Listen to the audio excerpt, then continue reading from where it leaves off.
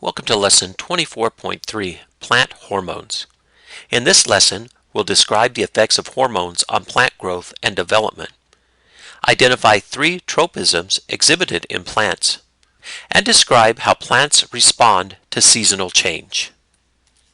Hormones are chemical signals produced by living organisms that affect the growth, activity, and development of cells and tissues. In plants, hormones may act on the same cells in which they are made, or they may travel to different cells and tissues. This is in contrast to animal hormones, which typically act at a location some distance away from the cells that produce them. Plant hormones serve as signals that control development of cells, tissues, and organs. They also coordinate responses to the environment. The two functions fit together well because plants respond to the environment mainly by changing their development. Hormones are produced in apical meristems, in young leaves, in roots, and in growing flowers and fruits. To respond to a hormone, a target cell must contain hormone receptors, usually proteins to which the hormone molecules bind. The response will depend on what kind of receptors are present in the target cell. One kind of receptor might alter metabolism, a second might speed growth, a third might inhibit cell division. Depending on the receptors present, a given hormone may cause a different response in roots than it does in stems or flowers, and the effects may change as cells add or remove receptors. Cells that do not contain receptors are generally unaffected by hormones.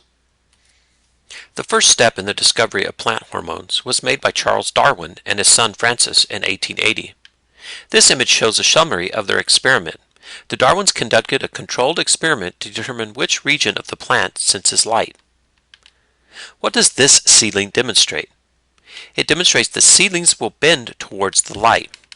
Darwin did not alter seedling A in any way. The results of their experiment suggested that the tip of the seedling somehow senses light and causes the plant to bend towards the light. This diagram shows the distribution of auxin, a plant hormone, in the seedling from the previous experiment. Auxin concentrations are higher on the side of the seedling farther from the light. Auxins stimulate cell elongation and the growth of new roots, among other roles that they play. They are produced in the shoot apical meristem and transported to the rest of the plant. In the Darwin's experiment, when light hits one side of the shoot, auxins collect in the shaded part of the shoot. This change in concentration stimulates cells on the dark side to lengthen. As a result, the shoot bends away from the shaded side and toward the light.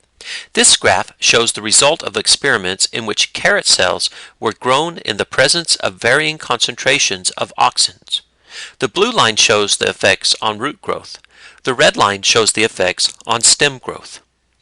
The plant on the left has had its apical meristem pinched off, in contrast to the plant on the right, which hasn't. Primary growth in stems occurs at the tip.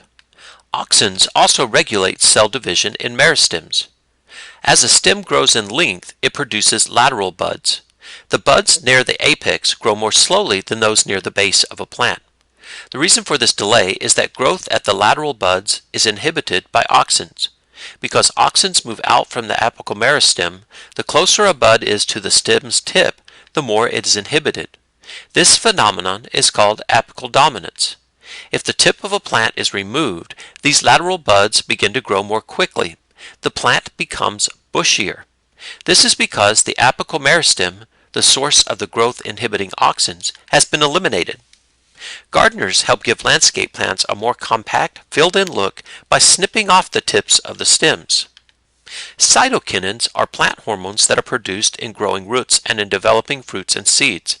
Cytokinins stimulate cell division, interact with auxins to help to balance roots and shoot growth, and stimulate regeneration of tissues damaged by injury. Cytokinins also delay the aging of leaves and play important roles in the early stages of plant growth. Cytokinins often produce effects opposite to those of auxins. For example, root tips make cytokinins and send them to shoots. Shoot tips make auxins and send them to roots. This exchange of signals can restore lost organs and keep root and shoot growth in balance. Auxins stimulate the initiation of new roots, and they inhibit the initiation and growth of new shoot tips. Cytokinins do just the opposite. So if a tree is cut down, the stump will often make new shoots because auxins have been removed and cytokinins accumulate near the cut. Other hormones also play a role in plant growth and metabolism. Gibberellins stimulate growth and influence various developmental processes and promote germination. They are found in the meristems of shoot, root, and seed embryos. Abscisic acid inhibits cell division and promotes seed dormancy. They're found in terminal buds and seeds.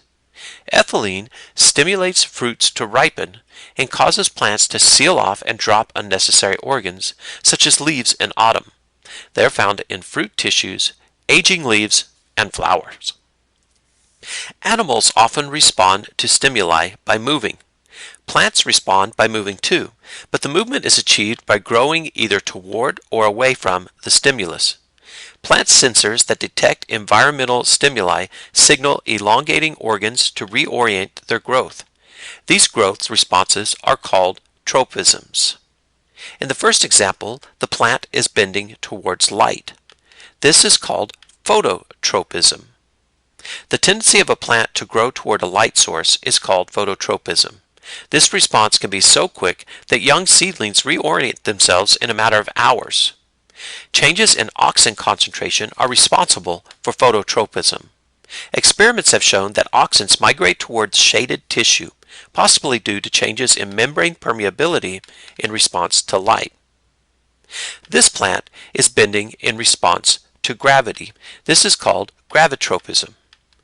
Auxins also affect gravitropism, the response of a plant to gravity. For reasons still not understood, auxins migrate to the lower side of horizontal roots and stems. In horizontal stems, the migration causes the stem to bend upright. In horizontal roots, however, the migration causes roots to bend downward.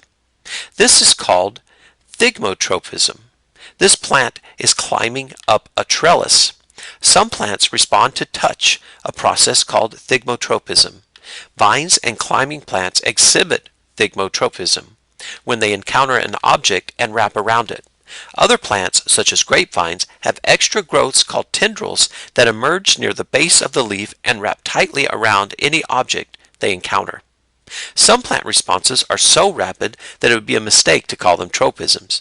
The figure shows what would happen if you touch a leaf of Mimosa pudica, appropriately called the sensitive plant.